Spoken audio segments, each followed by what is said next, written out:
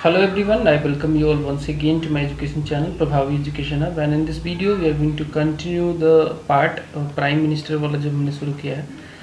इसका चैप्टर 18.2 है। 18.1 में मैंने आपको प्राइम मिनिस्टर के बारे में कुछ जानकारी दी थी।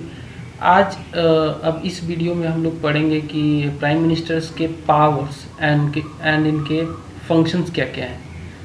ठीक है, तो इनके पावर्स क्या क्या हैं एंड इनके फंक्शंस क्या क्या हैं, जो कि अलग अलग पैरेलल्स में है। जैसे कि काउंसिल ऑफ मिनिस्टर से रिलेटेड कुछ पावर्स एंड फंक्शंस हैं इनके, प्रेसिडेंट से रिलेटेड कुछ पावर्स एंड फंक्शंस हैं, देन पार्लियामेंट से रिलेटेड कुछ पावर्स एंड फंक्शंस हैं इनके, एंड कुछ अदर पावर्स एंड फंक्शंस हैं इनके। तो इन सारे पावर्स एंड फंक्शंस को हम लोग जानेंगे, डिटेल में जानेंगे इस वीडियो में। तो बने रहिए इस वीडियो के साथ। तो इससे पहले मैं बता दूं कि अगर आप चैनल पे नए हैं तो definitely you should subscribe, because I am putting all my heart and soul in this classes. इतना मेहनत कोई बंदा आपको नहीं करके देगा। यूजुअली लोग क्या करते हैं, they do not prepare the PDF, they basically make you learn on the pictures and everything. तो उसमें क्या है कि आप पिक्चर तो जाके एग्जाम में लिखोगे नहीं। There are many videos getting famous out of जो पिक्चर्स वगैरह पे पढ़ाते, but I do not support this kind of classes, because I think अगर पिक्चर से पढ़ोगे तो आपको प्याज दिखेगा, जब आपको इन्फ्लेशन की याद आएगी तो आपको प्याज दिखेगा, बट उसके पीछे लॉजिक आप भूल जाओगे। तो ऐसा ना हो कि आप ओनली प्याज ही वहाँ पे याद आया, आपको बाकी सारी चीज़ें भूल जाओ। ऐसा नहीं होना चाहिए। ये कोई आम एग्ज़ाम नहीं है, this is UPSC examination and civil services का एग्ज़ाम है। अगर आप स्टेट का भी तैयारी कर रहे हो, definitely you should learn the facts.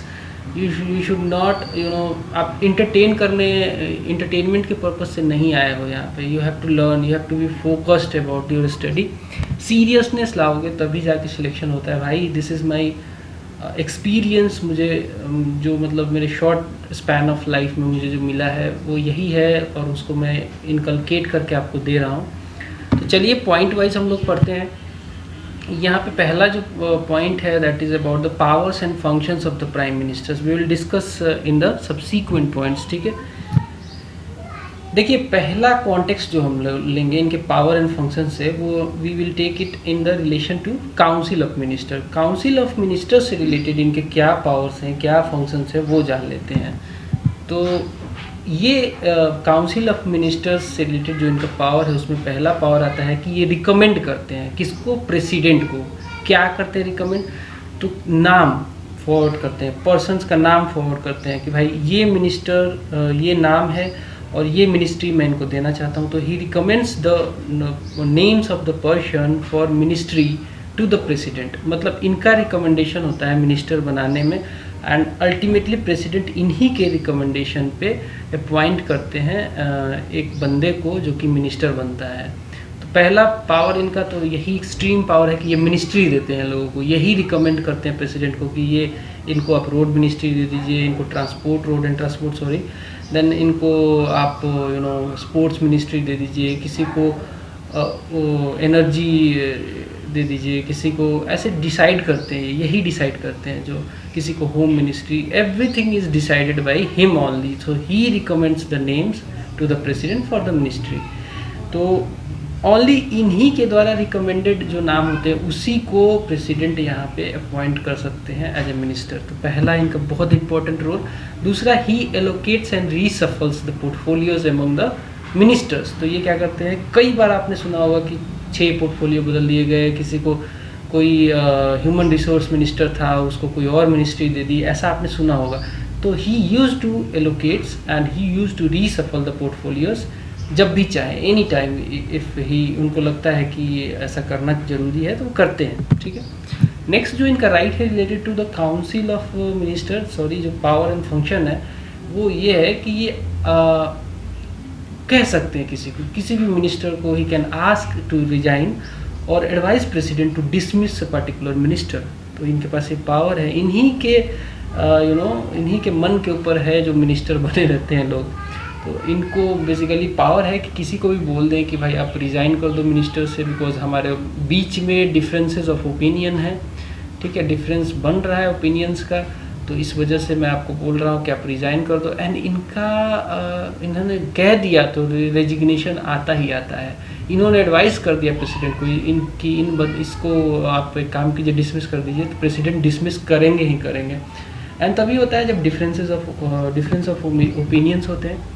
Next इनका जो पावर एंड फंक्शंस है related to council of minister, वो है ये प्रिसाइड करते हैं meeting of council of minister. जब भी इन बंदों की जो काउंसिल ऑफ मिनिस्टर्स होते हैं, इनकी जब मीटिंग होती है तो ये उसको प्रिसाइड करते हैं, उसको मतलब प्रिसाइड करते हैं एंड इनके डिसीजंस को और इन्फ्लुएंस करते हैं। तो इन्हीं के हिसाब से मिनिस्ट्री काम करती है, सब कुछ इन्हीं के हिसाब से चलता है।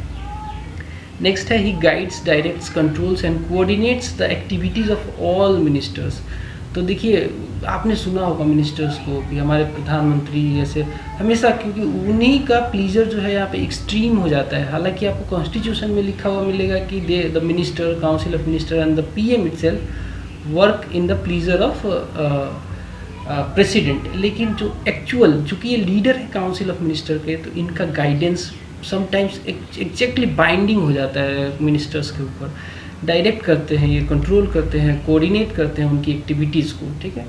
नेक्स्ट है bring about the collapse of council of minister by resigning from office. तो देखिए मैं बात बताता हूँ कि जब प्राइम मिनिस्टर जब रिज़ाइन करते हैं, जब ये रिज़ाइन करते हैं अपने ऑफिस से, तो पूरा काउंसिल ऑफ मिनिस्टर कोलैप्स हो जाता है। लेकिन एक महज एक कोई बंदा कोई रिज़ाइन करे, एक मिनिस्टर रिज़ाइन करे, तो महज एक वैकेंसी क्रिएट होती है जो कि ये प्राइम मिनिस्टर चाहे तो फिल करते हैं, ना चाहे तो ऐसे ही खाली छोड़ देते हैं। तो जब प्राइम मिनिस्टर नहीं है तो कुछ भी नहीं है। जब काउंसिल ऑफ मिनिस्टर का एग्जिस्टेंस जो है वो प्राइम मिनिस्टर की वजह से, अगर प्राइम मिनिस्टर रिज़ाइन कर गए तो काउंसिल ऑफ मिनिस्टर नहीं चल सकता है। नेक्स्ट है यहाँ पे कि रेजिग्नेशन और death of prime minister dissolve the council of minister. Same बात मैं बता रहा हूँ आपको। However, the resignation or death of any other minister creates only a vacancy which Prime Minister may be interested in to fill in filling that vacancy, or he may not be interested in to fill that vacancy. तो ऐसा हो सकता है। Next है इनके कुछ powers and कुछ इनके फंक्शंस है रिलेटेड टू द प्रेसिडेंट से रिलेटेड भी इनके कुछ पावर्स एंड फंक्शंस है, वो क्या है जान लेते हैं। चूँकि ये प्रिंसिपल चैनल ऑफ कम्युनिकेशन है between the president and council of minister. Council of minister और प्रेसिडेंट के बीच में मेन कम्युनिकेशन कौन है, वो पीएम है। यही बात करते हैं दोनों के डिसीजंस के बीच में, ये बीच की कड़ी है।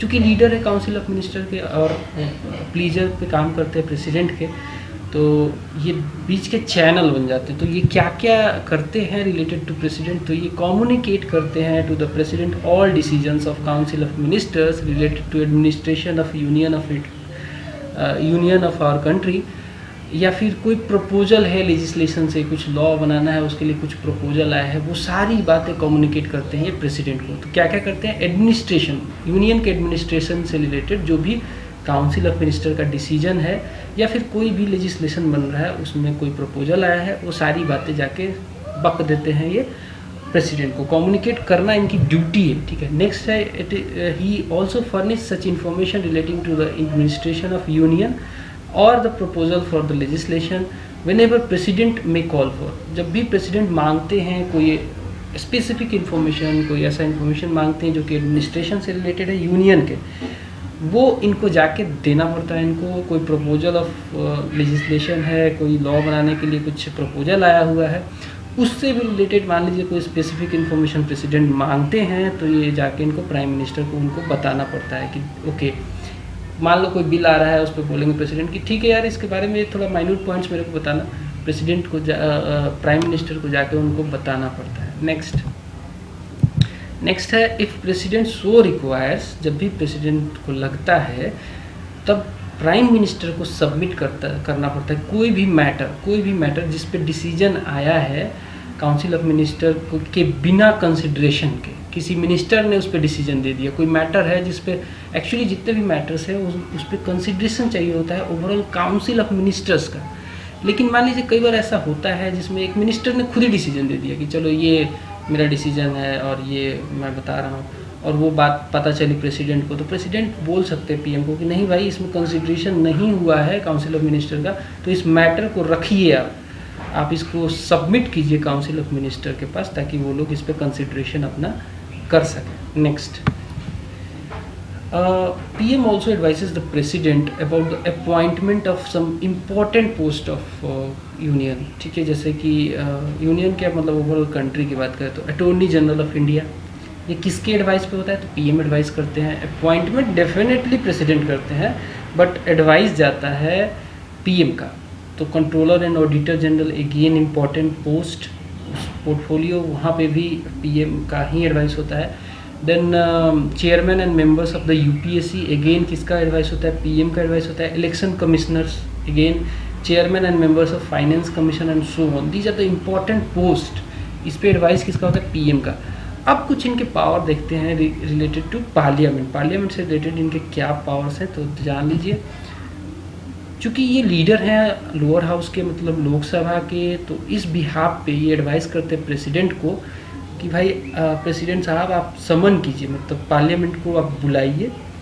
प्रोरोग कर सकते हैं इनके एडवाइस पे, मतलब PM एडवाइस करेंगे तो प्रेसिडेंट को स्थगित करना पड़ेगा पार्लियामेंट की कार्रवाई को। तो summoning, proroguing sessions of parliament, different sessions होते हैं, विंटर सेशन, फलाना सेशन, कई सारे सेशंस होते हैं। तो उन सेशंस को ये समन कर सकते हैं, प्रोरोग कर सकते हैं। इनका ही एडवाइस प्रेसिडेंट को मानना पड़ता है। नेक्स्ट है, ये रिकमेंड करते हैं dissolution of the Lok Sabha. Lok Sabha को ये जब चाहे at any time he can recommend the president about dissolution of Lok Sabha.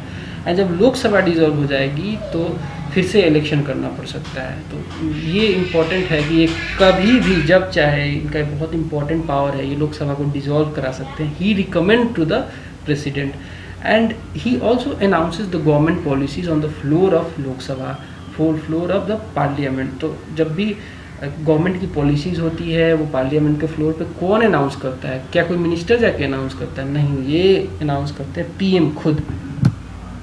Next, other कुछ फंक्शंस हैं, इनके पावर्स हैं, वो भी जानना ज़रूरी है। तो पहला इसमें है कि चेयरमैन है ये नीति आयोग के। बहुत सारे बॉडी हैं जिनके ये चेयरमैन हैं। नीति आयोग ऐसी बॉडी है जो कि प्लानिंग कमीशन को जिसने रिप्लेस किया है। प्लानिंग कमीशन 2015 जनवरी में ख़त्म कर दिया गया। वो उसको माना जाता था कि इट इज़ आउटडेटेड एंड नए काइंड की एक बॉडी चाहिए, तो नीति आयोग को लाया गया उसके जगह पे। खैर ये अलग बात है कि नीति आयोग के अभी डिटेल में हम लोग नहीं जानेंगे। ये भी प्लानिंग कमीशन की तरह ही काम करता है, बट थोड़ा अलग, तो मॉडर्न काइंड ऑफ है। इसमें थिंक टैंक है, इसमें टीम इंडिया है, बहुत सारी बातें हैं।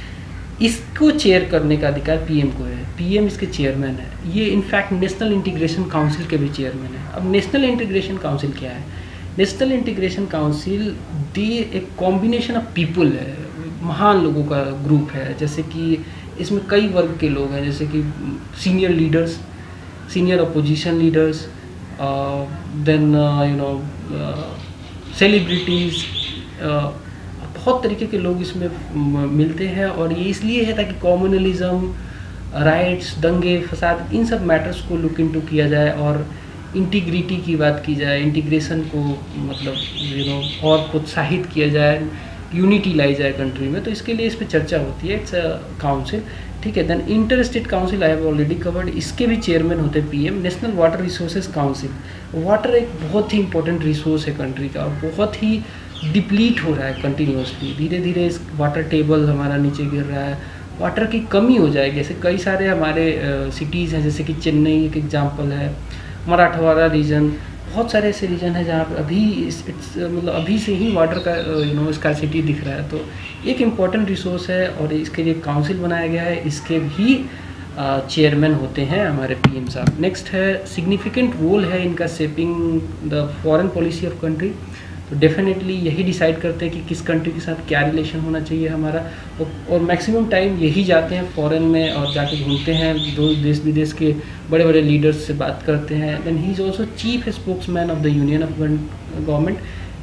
जब भी देश के लिए कोई बात करनी होती है सामने आते हैं, बात करते हैं। अभी जैसे कि आप लॉकडाउन में देख सकते हैं, चीफ स्पोक्समैन हैं, आते हैं, आपको ब्रीफ करते हैं, आपको बताते हैं कि क्या होने वाला है देश में।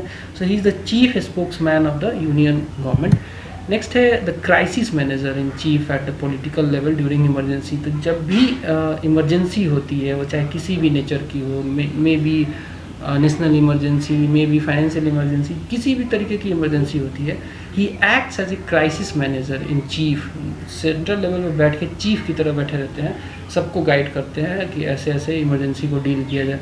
Then he also meets various section of people in the different states and receives memoranda.